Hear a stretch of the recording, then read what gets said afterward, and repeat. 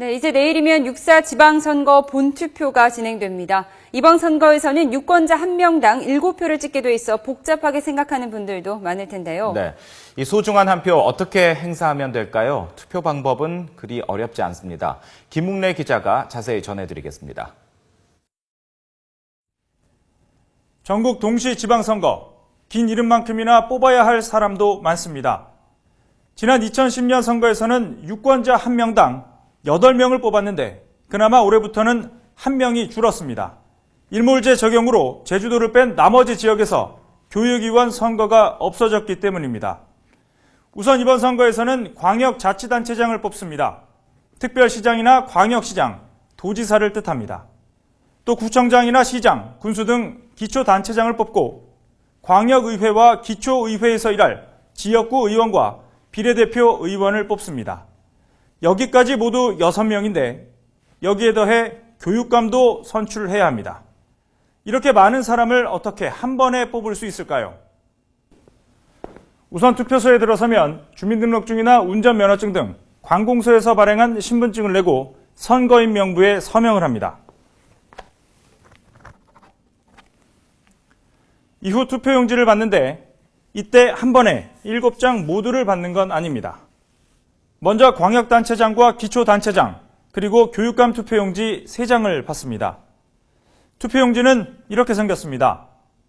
각각 용지 색깔이 다르고 왼쪽부터 기호와 당 이름, 후보자 이름이 순서대로 적혀 있습니다. 눈여겨볼 부분은 교육감 투표용지입니다. 이번 선거에서부터 모양이 달라졌습니다. 원래 교육감 선거는 정당 공천이 아닌데도 기호 순서를 정당 순서로 착각해 투표하는 일이 비일비재했습니다.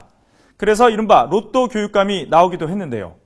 이를 막기 위해 기호를 없애고 후보자 배열도 세로가 아닌 가로로 바꿨습니다. 이 배열마저도 후보자가 몇 명 출마했느냐, 또 선거구가 어디냐에 따라 달라지기 때문에 후보자의 이름을 정확히 알고 있어야 투표할 수 있습니다. 투표용지를 받으면 이번 선거에서부터 새롭게 도입된 개방형 기표소에 들어갑니다. 개방형이기 때문에 유권자들은 반드시 1m 이상 거리를 유지해야 하고 혹시라도 가림막을 원하면 즉시 설치할 수 있습니다. 기표소에 들어가면 반드시 정해진 용구를 사용해 각 투표용지마다 한 명의 후보자에게 기표를 해야 합니다.